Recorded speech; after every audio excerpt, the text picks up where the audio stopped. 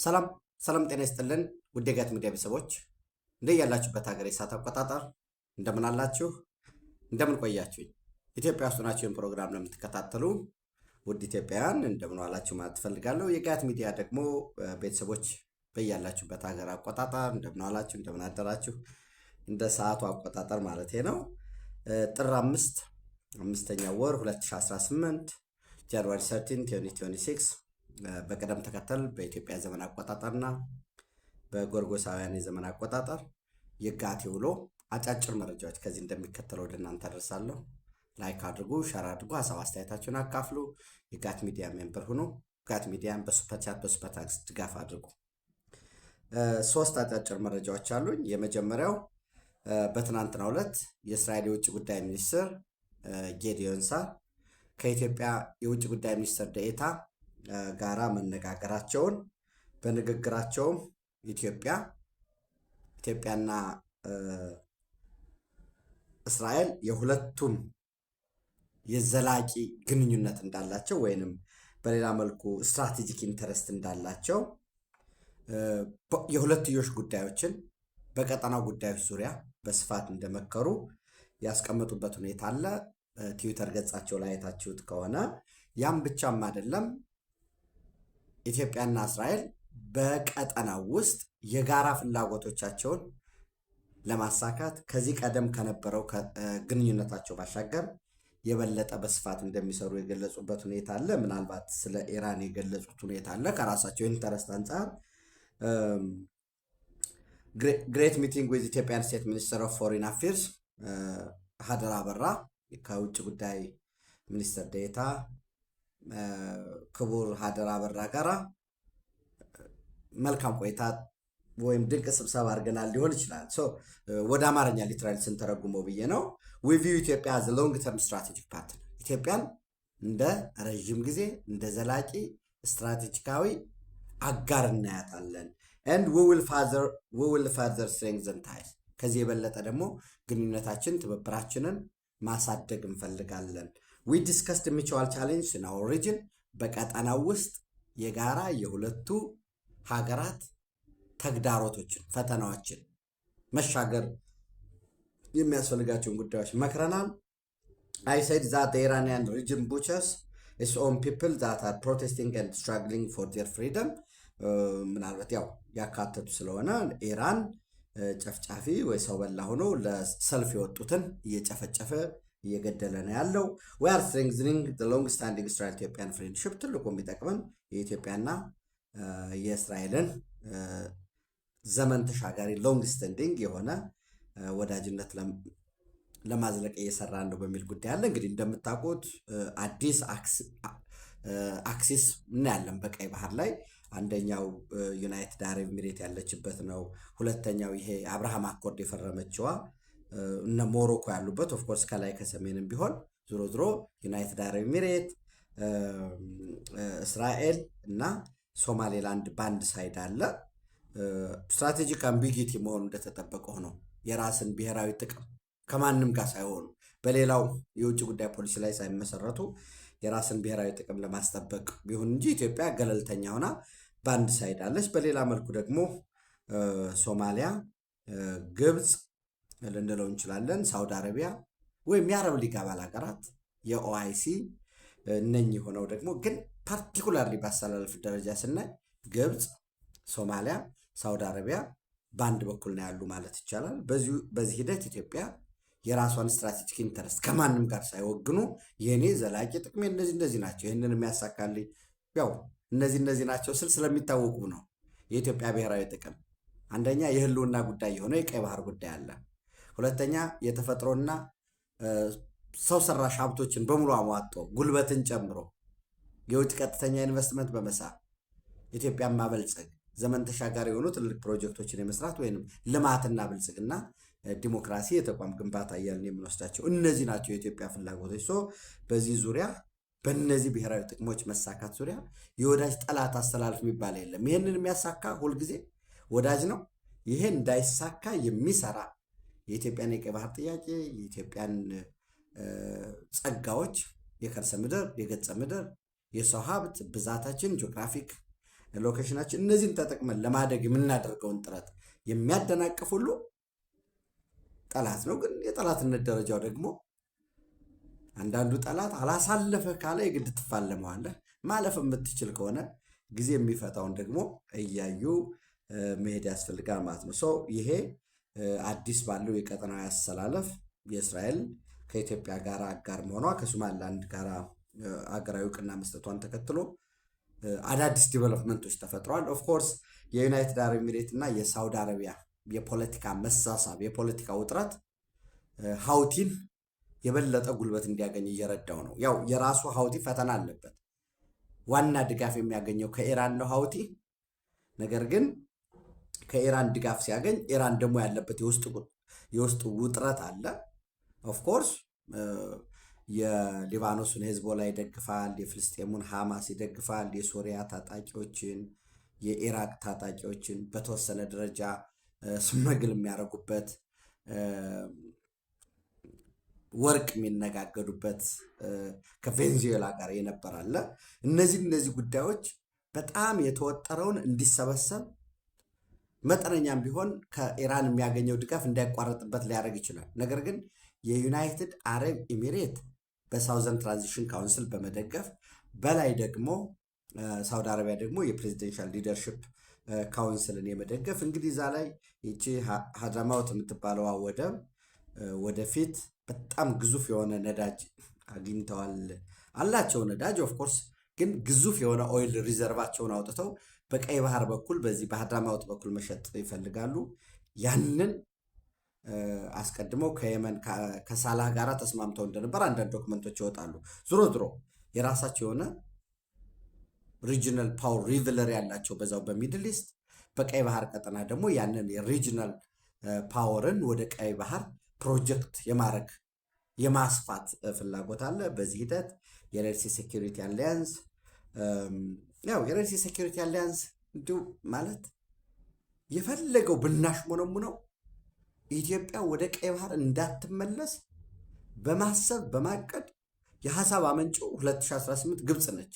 በኋላ ነው 2019 ላይ ለሳውዲ አረቢያ የተሰጠው የፋይናንስም የተቀባይነትም ጉዳይ ስላለበት ማለት ነው። ሶ የኢትዮጵያና የእስራኤል ግንኙነት እያደገ መሄዱ በተለይ በቀጠናዊ የፓወር ሪቨለሪ በዛው አካባቢ ያሉ የሃኒሽ ዳህላክ ደሴቶችን ተጠቅሞ ለወደፊት ለሚደረገው አንዳንድ ጉዳዮች ያው ዝርዝር በጊዜ የሚፈታ ይሆናል። እንግዲህ ይህን ተከትሎ ትናንት ምሽት ላይ ኢሳያስ አፈወርቂ በሀገሩ ቴሌቪዥን ለሀገሩ ሰዎችም አይደለም አክቹዋሊ ኢንተርቪው የሰጠው። እኔ አንድ የሚያስቀኝን ልንገራችሁ፣ የእውነቴን ማለት ነው። ምንድን ነው የሚያስቀህ ካላችሁኝ 2 ሰዓት ከ22 ደቂቃ ከ29 ሰከንድ የፈጀ ኢንተርቪው አድርጓል እና ቃለ መሐትት ምስ ፕሬዚደንት ኢሳያስ አፈወርቂ ህልው ዓለማውን ዞባዊን መዕበልታት በሚል ብዙ ነገር ብሏል እና በጣም ብዙ ጊዜው ያለፈ ስለ ሱዳን በማውራት ነው፣ ስለ አሜሪካ፣ ስለ ቀይ ባህር ቀጠና፣ ስለ ሳውዲ አረቢያ እና ስለ ግብፅ ጉብኝቱ እና በስልጣን ላይ እንግዲህ ኢሳያስ ኤርትራን ፕሬዚዳንቱን እንኳ መምራት ከጀመረ 35 ዓመቱ እና በዚህ 35 ዓመት ይህንን ጥርጊያ መንገድ ሰርተን፣ ይህንን አውሮፕላን ማስፋፊያ ሰርተን፣ ይህንን ወደብ አስፋፍተን፣ ከተማ ገንብተን ወዘተረፈ የሚል ሰው አይደለም። ግን ያ ቅዠት አለ። ቁጭ ብሎ ከዚህ በፊት የታሰበው ኢትዮጵያ በር እንዘጋባታለን፣ ቀይ ባህር ርካሽ ጉልበት ከኢትዮጵያ እናመጣለን፣ ኢንዱስትሪ እናስፋፋለን። ያ ኢንዱስትሪ መልሶ ገበያው ደግሞ ሸቀጡ ደግሞ ወደ ኢትዮጵያ ይሄዳል። መልሰን ጉልበት ጨምሮ ደግሞ ግባት ደግሞ ከኢትዮጵያ እናመጣለን። እሱን ወደ ውጭ እንነግዳለን። ያደገች የበለጸገች ኤርትራን እንገነባለን የሚባለው ያ ቅዠት ከንቱ ሆኗል። ነገር ግን አንዳንድ ጊዜ ኦልድ ሃቢት ዳይ ሃርድ ይባላል። ምንድን ነው ያዳቆነ ሰይጣን ሳያቀስ አይለቅም እንዲሉ ይሄ ኦልሬዲ ያ ቅዠት አእምሮ ውስጥ አለ። የኢትዮጵያ መንግስት ተባብረን እንስራ፣ ቀይ ባህር ወሳኝ ስትራቴጂክ የሆነ የንግድ መስመር ነው። በዓለም ላይ የባህር በር ተዋሳኝ ሆነው የወደብ ልማት የሌላቸው ሀገራት የሉ። እዩ፣ የትኛውንም ሀገር ማፕ እዩ። ኬንያን ብታዩ ለምሳሌ እዚህ ላሙ ኮሪደር አለው። ሶማሊያ በዚህ ሁሉ ከአልሸባብ ጋር እየተፋለመ ሆቢዮ ላይ አሁን እኮ ከወርልድ ፉድ ፕሮግራም ጋር በአሜሪካ ድጋፍ የተገዛን የሰብአዊ ድጋፍ የሚውል አልሚ ምግብ የሞቃዲሾ መንግስት ወርሷል፣ አፍርሷል የሚባለው እኮ ሞቃዲሾ ላይ ሰፊ ወደብ ማስፋፋት ስላለ ነው። ቱርኮች ራን የሚያደርጉት ሆቢዮ ላይ ሙሉ ግዛቶች ላይ ፑንትላንድ ላይ ብትሄዱ፣ ኪስማዮ ብትሄዱ፣ ጁባላንድ ሁሉም በፈተና ውስጥ ሆነው የወደብ ልማት ጠረፍ ሆኖ ወደብ የማያለማ የወደብ ልማት ፕሮጀክት የሌለው በዓለማችን ኤርትራ ብቻ ነው። ይሄ ዴዳ ሴት ነው። ይህን ሀብት በጋራ እንጠቀምበት። ወዳጆቻችን ክሬን ይስጡን፣ ወዳጆቻችን ጀነሬተር ይስጡን፣ እኛ መንገድን ጠግን። ይህንን ሰርተናል ለሚባለው ለዛ 35 ዓመት ስልጣን ላይ የተቀመጠ በአፍሪካ ውስጥ ሶስተኛው ሽማግሌ ስልጣን ላይ ወንበር ላይ የተቀመጠ ሰው ጦርነት ታውጆብናል። ስለ ድሮኖችና ስለ ትጥቅ ኃይል ተነግሮናል። ስለ ህዝብ ብዛት የሚወራ ጉዳይ አለ ወዘተረፈ የሚል አንዳንዱ ደግሞ ስድቦች ነው። ያ ምንድን ነው? አለመረጋጋት አለ፣ ፍርሃት አለ። የቀጠናውን የኃይል አሰላለፍ ያየዋል። ይድረስልኝ ድረሽልኝ ያላት ቻይና ፖታሽም ገዝተውታል። ያው የተወሰነ ገንዘብ አግኝቷል። ያን ገንዘብ ምንድን ነው የሚያደርገው? ኢሳያስ ይታወቃል ምን እንደሚያደርገው። ሸበጥ ጫማ አንድ ምናልባት ሊገዛ ይችላል። ሌላውን ለታጣቂዎች ኢትዮጵያ እናፈርሳለን ለሚል ነው የሚከፍለው። መሬት ላይ ያለው ደግሞ ህዝቡን እና መንግስትን አባላበታለሁ በተላላኪነት አዘ ትሮጀን ሆርስ ተጠቅሜ የመንግስትን የኃይል እበትንበታለሁ። ልክ እዚህ ያሉት ተላላኪዎች በሙሉ ምንድን ነው የሚሉት? ስማቸውን ታውቋቸዋላቸው። ወደ ቀይ ባህር እንዳይሄድ ሰንገን ይዘነዋል የኢትዮጵያ መንግስት ይላሉ። ነገ የሚያሳፍራቸውን ታሪክ ነግራቸዋለሁ። የተደራደሩ ነው፣ ሊመጡ ነው። እነሱ በቅርብ ቀን ይመጣሉ። ጎንደር ላይ ጨርሰዋል፣ ይመጣሉ። የሳምንታት አሁን የዛሬ ሳምንት ልላቸው አልችልም። ያው መጣን ካሉ በኋላ አንዳንዶቹ ደግሞ የተለያየ የሚያቀርቡት ነገር ስላለ ከጥቅማ ጥቅም ከስልጣና በአንዳንድ በወንጀል እንፈልጋለን የሚል ስጋትም ያለባቸው አሉ። ወደ ውጭ እንውጣ የሚሉም አሉ። ዙሮ አገር ውስጥ ያለው ኃይል አተራምስበታለሁ ኃይል የሰላምን አማራጭ የተጠቀመ ነው። አፋብኃን የአማራ ፋኖ ብሔራዊ ኃይልና አፋሕድን አዋህጄ አንድ አደርጋለሁ፣ ዘመነ ካሴን በመሪነት አወጣለሁ አለ። እሱም አልሆነም፣ ተቀባይነት አላገኝም። በተለይ የአማራ ፋኖ ብሔራዊ ኃይል በጎንደር በኩል ያሉትና ሀብቴ ሊቀበሉት አልፈለጉ። የተወሰኑትን እናስወግዳለን የሚል ነገር አላቸው። ድሮ የራሳቸው መረጃ የሚኖራቸዋል። ከህወሓት በኩል ጦርነት ትግራይ ውስጥ ጦርነት እንዳይካሄድ፣ ጦርነት የሚነሳ ከሆነ ግን ዞሮ ከፌዴራል መንግስቱ እንዋጋለን የሚለው ኃይል አለ። የኃይል ግን አሁን ያለው ቁመና ምን ላይ ነው የሚለው እሱም ጊዜ የሚፈታው ነው። ስለዚህ እኔ ከኢሳያስ አፈወርቂ ንግግር ጀርባ ሰከን ያለ ይመስላል። ፍርሃት ይታይበታል። መልሶ ደግሞ ያገረሽበትና ይሳደባል። ይረሳውና ተንታኝ ይሆናል። ልክ የአፍሪካን ቀንድ የቀይ ባህር ቀጠናን በሙሉ እንደሚያስተዳድር ይናገራል። መልሶ ደግሞ ሳውዲ አረቢያ በጣም የተሻለ ጉልበት አለው፣ የተሻለ ቀጠናዊ ፍላጎት አለው። ዩናይትድ አረብ ኤሚሬት ኮነች የምታተራምሰው። ሱዳን ላይ ገብታ እያተራመሰች ያለች እሷ ነች። የመን ላይም እሷ ነች እንደዚህ የምታደርገው። የሶማሊያም ጉዳይ እንደዚህ ነው። ኢትዮጵያ ውስጥ ከጀርባ እነሱ ነው ያሉ በሚል የሚያቀርበው ነገር አለ። አይ ቲንክ እኔ ነብይነት አይደለም፣ አንዳንድ እየተሰሩ ያሉ ስራዎች የቀጠናውን የኃይል አሰላለፍ ስለማቅ ነው።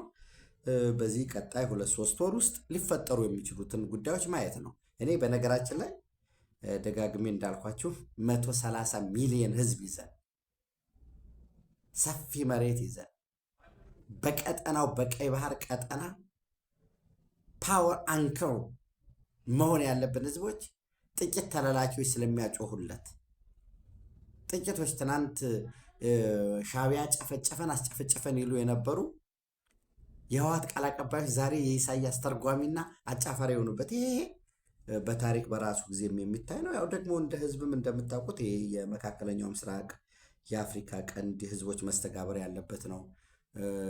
ኤርትራዊ ሆኖ ኢትዮጵያ ውስጥ አለ ደግሞ ማለት ትግራዋይ የሆነ ግን ኤርትራዊ የሆነ ወራስ ትግራዋይ ሆኖ ደግሞ ኤርትራዊ ሆኖ ደግሞ እዚህ እኛ ጋ ያለ አለ። እንደዚህ መስተጋብሩ አለ። የሶማሊያን ጉዳይ ለምሳሌ በፍጹም ሶማሌላንድ በምንም ታምር እውቅና ሊሰጣት አይገባም የሚል ሶማሌላንድ ላይ ያለም ይኖራል፣ ሀርጌሳ ላይ ያለም ይኖራል፣ ጅግጅጋ ላይ ይኖራል፣ ቶጎጫሌ ላይ ያለም ይኖራል። ይሄ መካከለኛው ምስራቅ፣ ይሄ ቀይ ባህር ቀጠና፣ ይሄ አፍሪካ ቀንድ የህዝቦች መነሻ ውስብስብ የሆነ ጉዳይ ነው። ይህን ውስብስብ የሆነውን ጉዳይ ልንፈታው የምንችለው ህዝቦች በኩልነት የሚጠቀሙበት ሸርድ የሆነውን ሪሶርስ የአባይን ውሃ በፍትሃዊነት መጠቀም አለብን ብሎ ታችኛው እንደሚጮሁ ምንም ኮንትሪቢሽን በሌላቸው ሁኔታ ቀይ ባህርም ማንም ኮንትሪቢዩት አድርጎ የፈጠረው አይደለም። ሂስቶሪካል ራይት አለን፣ ጂኦግራፊካል ራይት አለን። የሌጅቲሜት ጉዳይ ነው፣ የኢኮኖሚ ጉዳይ ነው፣ የኢትኒክ ጉዳይ ነው።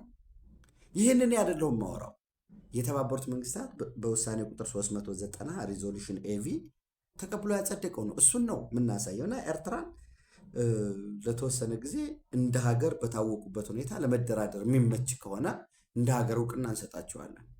ያ የማይመች ከሆነ ደግሞ የሰጠናቸውን የእውቅና መንሳት በራሱ 50-60% ወደፊት የሚስበን ነው የሚሆነው ማለት ነው። ከዚህ ረገድ በጅቡቲ በኩል ያለውን ጉዳይ፣ በአልተርኔቲቭ በበርበራ በኩል ያለውን ጉዳይ፣ በተመሳሳይ በላሙ ወደብ ያለውን ጉዳይ እነዚህን በአጭር በመካከለኛና በረዥም ጊዜ መስራት ነው የሚያስፈልገው ማለት ነው። ሌላው እንግዲህ አሁንም በተመሳሳይ መካከለኛው ምስራቅ ላይ ስንሄድ ኢራን ሴኪሪቲ አለርት አውጥቷል። የአሜሪካ ኤምባሲ ያው ቨርቹዋል ኤምባሲ ነው የሚባለው። አሜሪካ ኢራን ውስጥ ኤምባሲ የለውም፣ ግን ቨርቹዋል ኤምባሲ ኢን ኢራን ይሉታል። ወሳኝ የሆነውን የአሜሪካ ጉዳይ የናሽናል ኢንተረስቷን የስዊዝ ኤምባሲ አለ ቴሄራን ውስጥ፣ በዛ በኩል ያስፈጽማሉና the Swiss government acting through its embassy in Tehran serves as a protecting Tehran no American interest በጣም ወሳኝ የሆኑ ጉዳዮች ሲኖሩ ልክ እንደ ኤምባሲ የስዊዝ ኤምባሲ ያገለግላል። ነገር ግን ቀጠናውን በመከታተል መረጃ በመሰብሰብ ከተለያዩ ከኤምባሲዎቻቸው ምናምን ሴኪሪቲ አለርት ያወጣሉ። በዚህ መሰረት ትናንት ምሽት ላይ የአሜሪካ ኤምባሲ ዛት ቨርቹዋል ኤምባሲ ያልኳችሁ ሴኪሪቲ አለርት አውጥቷል። እንቅስቃሴያቸውን ተገደቡ። አሜሪካዊ ፓስፖርት ያው ዱዋል ሲቲዝንሽፕ የሚባል ኢራን ስለማይታወቅ የኢራንን ፓስፖርት አሳዩ፣ ለመውጣት በዚህ በአዘርባይጃንም በዚህ በኩል ምናምን የሚል በዝርዝር ያስቀመጠው ጉዳይ አለ። ትልቁ ነገር ይሄ እንዳለ ስትራይክ እና ኔጎሽሽን የሚል ዲቤቶች አሉ በአሜሪካ ፖለቲክስ ውስጥ። ምክትል ፕሬዚደንት ጄዲ ቫንስን ጨምሮ አንዳንድ የአሜሪካ ሴናተሮች፣ ፖለቲከኞች ኖ ኔጎሽት እናድርግ፣ ድርድር እናድርግ ከኢራን ጋር የሚሉ አሉ። ወይራስ ራሳቸው ዶናልድ ትራምፕ ደግሞ ድርድር ሊኖረን ይችላል፣ ነገር ግን ከድርድሩ በፊት በጣም የሚያምመት እንመታቸዋለን በሚል እየወጣ ያለ መረጃ አለ። ይሄም እንግዲህ ላይ ካልኳችሁ ከእስራኤል የውጭ ጉዳይ ሚኒስትር ጌዲዮን ሳር ጋር አዩት፣ ከዛ ጋር አስተሳስሩት። በእስራኤል ውስጥ ከፍተኛ አለርት ነው ያለው፣ በማንኛውም ሰዓት ጥቃት ሊፈጸምብን ይችላል የሚል ከኢራን በኩል። በተመሳሳይ ኢራን ውስጥ ከፍተኛ አለርት ነው ያለው። የኢራን ፖለቲከኞች ተቆጣጥረነዋል፣ አሁን ምንም አመፅ የለም የሚል የሚዲያ ዘገባዎች እየወጡ ነው ያሉት። እንዲያውም መንፈሳዊ መሪው አያተላህ አሊ ኸሜኒ ተራራ እየወጣን ነው ያለ ነው እና አንድ ትልቅ የኢራንን ተራራ ጠቅሰው ያንን እየወጣን ነው፣ ወደዛ ተራራ ስንወጣ ትንፋሽ መቆራረጥ፣ መድከም፣ መነጫነጭ፣ የተለያየ ፈተናዎች ይኖራል። ባንፈተን ነበር ተራራውን ስንወጣ እንዲህ አይነት ነገር ባያጋጥመን ነበረ። ሊገርማቸው የሚገባ እናሸንፋለን። ኢራን ውስጥ ያለው ተቃውሞ ያለው ችግር በሙሉ ከውጭ ኢምፖርት የተደረገ ነው። ያለውን መሰረታዊ ኢኮኖሚ ችግር ግን እንፈታለን በሚል ለዘብ ያለ ንግግር አድርገዋል። በባለፈው ተለላኪ ለዶናልድ ትራምፕ ደስታ ለመፍጠር የሀገራቸውን ሪሶርስ የሚያቃጥሉ ምናምን የሚለውን ንግግር ለዘብ ያደረጉበት ሁኔታ ነው ያለው። አዲስ ማዕቀብ በኢራን ላይ መጣሉን ደግሞ ዶናልድ ትራምፕ አስታውቋል። ትሬድ ኢምባርጎ የንግድ ማዕቀብ ጥለናል። በዚህ መሰረት ከኢራን ጋር የሚገበያይ ማንኛውም ሀገር ለምሳሌ ከኢራን ጋር ኬንያ ቢገበያይ 25% ተጨማሪ ታሪፍ ይጣልበታል። ከዚህ በፊት 15% ከነበረበት አሁን ስንት ይሆናል ማለት ነው? 40 ይሆናል። ህንድ ለምሳሌ ከዚህ በፊት 40 ወደ 30 ወርዷል። ከዚህ በፊት 30 ከነበረበት አሁን 25 ይሆናል። ይህንን በኢኮኖሚ የማሽመድመዱ ስራ እንግዲህ ትረምፕ ኦርደርስ ኢራን ትሬድ ኢምባርጎ ራሱም ትሩዝ ሶሻሉ ላይ ከዛሬ ጀምሮ የሚተገበር በሚል ያስቀመጠ ሁኔታ አለ። የሩሲያ የደህንነት ኃላፊ ኢራን ሴኪሪቲ ቺፍ ራሽያን ሾጉ ቶክስ ዊዝ ኢራን ሴኪሪቲ ከኢራን የደህንነት ኃላፊ ጋራ እንደተወያዩ የውጭ ጣልቃ ገብነትንም እንዳወገዘ መረጃዎች እየወጡ ነው ያሉት። ዝሮ ዝሮ ለጋት አጫጭር መረጃዎቻችን እነኚህ ናቸው። ሌሎችን ተጨማሪ ሰፊ ከመረጃ ባለፈ ሰፊ የግል ምልከታ የሚያስፈልጉ ጉዳዮችን በመጨመር በጋት ዕለታዊ ወደ እናንተ መድረስ ይሆናል። ኢትዮጵያ በክብር ለዘላለም ትኑር። ቴንኪዩ